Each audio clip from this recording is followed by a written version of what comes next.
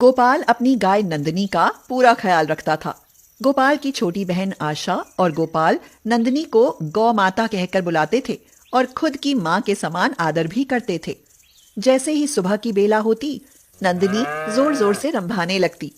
सुबह सुबह नंदिनी के रंभाने की आवाज सुनकर गोपाल जागता है और कहता है, लो, लगी रंभाने सुबह सुबह। अरे इससे मुझसे पहले मंदिर जाने की पड़ जाती है। नंदिनी के रंभाने के साथ ही गोपाल जग जाता। फिर नंदिनी को नहलाता और खुद भी नहाता। नहा धोकर मंदिर जाता तो गाय भी उसके साथ साथ मंदिर जाती। गोपाल जब तक मंदिर में दुर्गा माँ के दर्शन करके लौटता, नंदिनी आसपास घास चरती रहती और फिर मंदिर की सीढ़ियों के पास खड़ी होकर रंभाने लगती, मानो वह भी दुर्गा माँ की स्तुति करती हो। क्यों री नंदिनी, कर ली दुर्गा माँ की भक्ति, अब घर चलें क्या? गोपाल और आशा दोनों भाई बहन की नजर हमेशा नंदिनी पर ही टिकी रहती थी। उनका दिन नंदिनी को चारा पानी देने और उसके लाड़ लड़ाने में ही बीतता था। भैया, हमारा घर नंदिनी के कारण ही चलता है। देखो ना, जब से इसने दूध देना बंद किया है, घर में आमदनी कितनी कम हो गई है। अरे तू चिंता क्यों करती है पगली, बस 2-3 महीने की ही तो बात है, घर में फिर से दूध की नदियां बहने लगेंगी। गांव के धन्नू लाला और उसकी पत्नी सरला की नजर काफी दिनों से गोपाल की गाय पर टिकी थी। वे शहर में एक डेयरी चलाते थे और इसीलिए उन्हें आए दिन नई नई गायें खरीदने की जरूरत होती थी। मैं तो कहूँ किसी भी तरह गोपाल की गाय खरीद लो, दोनों टाइम बाल्टी भर भर के दूध देती है। अरे सरदा, कसम रुपए पैसे की, वो गाय तो मुझे भी बहुत पसंद है और अब मैं उसे गोपाल से लेकर ही रहूंगा। एक दिन गोपाल अपनी गाय के साथ दुर्गा माँ के मंदिर से घर लौट रहा होता है तो अचानक ही धन्नू लाला उसके रास्ते में आ जाता है। कसम रुपए पैसे की, क्यों बे गोपाल, तेरी गाय 7 महीने की गर्भवती है ना? हाँ लाला जी। तो तू उसे मुझे बेच दे, कसम रुपए पैसे की, अच्छा दाम दूंगा तुझे।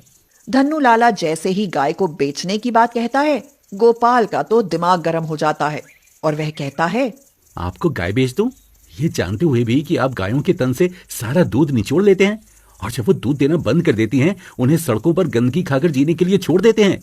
कसम रुपए पैसे की, बिना दूध वाली गाय को घर में रखकर करें भी क्या? पर लाला, मुझे अपनी गाय नहीं बेचनी। यह कहकर गोपाल अपनी गाय को लेकर आगे निकल जाता है और धन्नू लाला क्रोध में बड़बड़ाते हुए कहता है, कसम रुपए पैसे की, अब तेरी नंदनी तो गई समझो। एक दिन गोपाल मंदिर में दुर्गा माँ की पूजा अर्चना करके जब मंदिर से बाहर आता है तो हैरान और परेशान हो उठता है। अरे नंदिनी कहाँ गई? इस समय तो वो हमेशा यहाँ मंदिर की सीढ़ियों के पास खड़ी होती थी। अरे गोपाल बेटा, इतना परेशान मत हो, अरे यहीं आसपास चल रही होगी कहीं, जा ढूंढ ले उसे। गोपाल नंदिनी को मंदिर के आसपास सब जगह ढूंढता है मगर नंदिनी कहीं दिखाई नहीं देती। कहाँ चली गई अचानक?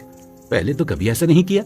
आशा को जब नंदिनी के अचानक ही खो जाने के बारे में पता चला तो उसकी आंखों से आंसू निकल पड़े। वह बोली, भैया, मैं नंदिनी के बिना नहीं रह सकती, मुझे नंदिनी चाहिए, उसे कहीं से भी ढूंढ कर लाओ। तुम रो मत बहन, हमारी नंदिनी हमें जरूर मिल जाएगी।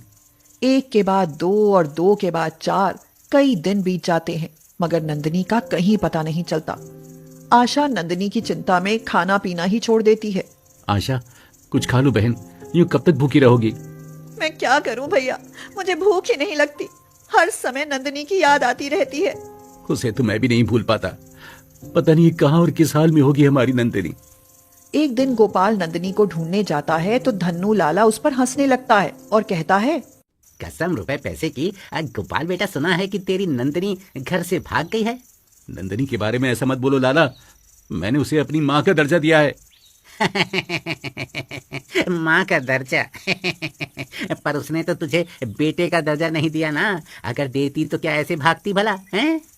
नंदिनी घर से क्या गई, घर सूना ही हो गया। आशा का हाल बेहाल हुए जा रहा था और गोपाल का मन भी नंदिनी के बिना हमेशा उचाट रहता था। अब बेटा गोपाल, ऐसे परेशान होने से क्या हासिल होगा? अगर नंदिनी कहीं भी नहीं मिल रही तो पुलिस थाने में रपट लिखा दे, हो सकता है पुलिस उसे ढूंढ ले। अब तो बस माँ दुर्गा का ही भरोसा है पुजारी चाचा, पुलिस गाय ढूंढे ना ढूंढे पर दुर्गा माँ उसे अवश्य ढूंढ लाएगी। अगर तुझे दुर्गा मैया पर इतना ही विश्वास है बेटा, तो देखना माँ तेरा भरोसा कभी टूटने नहीं देगी। यही सोचकर गोपाल हाथ जोड़कर माँ दुर्गा से प्रार्थना करता है, हे माँ, मेरी नंदिनी पता नहीं किस हाल में है, उसकी रक्षा करना माँ और उसे वापस लौटा लाना। आशा भी भूखी प्यासी हार थक कर रोते हुए माँ दुर्गा के चरणों में गिर पड़ती है और कहती है, हे माँ, जब तक हमारी नंदिनी घर वापस नहीं आएगी मैं अन्न जल ग्रहण नहीं करूंगी। हमारी नंदिनी को ले आओ ना माँ, ले आओ। आशा और गोपाल का नंदिनी के प्रति ऐसा गहरा प्रेम भाव देखकर माँ दुर्गा बहुत प्रसन्न होती हैं और मूर्ति में से आवाज आती है, तुम चिंता मत करो मेरे बच्चों, तुम्हारी नंदिनी जल्दी ही घर वापस आ जाएगी। उस समय नंदिनी धन्नू लाला की गौशाला में कैद थी और निर्दयी ने उसे लोहे की जंजीरों से जकड़ रखा था। सरला बोली, अब हमें इसे तुरंत अपनी डेयरी में भेज देना चाहिए। गोपाल को इसके हमारे यहाँ होने का पता चल गया तो हवालात की हवा खानी पड़ सकती है। कसम रुपए पैसे की, तुम बिल्कुल चिंता मत करो, मेरे आदमी आज ही इसे शहर पहुंचा देंगे। धन्नू लाला और उसकी पत्नी जैसे ही यह कहकर गौशाला से बाहर आते हैं, माँ दुर्गा अचानक से नंदिनी के सामने प्रकट होती हैं और उसे अपनी दिव्य शक्ति देती हैं। माँ से शक्ति मिलते ही नंदिनी लोहे की जंजीरों को तोड़ खुद को आजाद कर लेती है।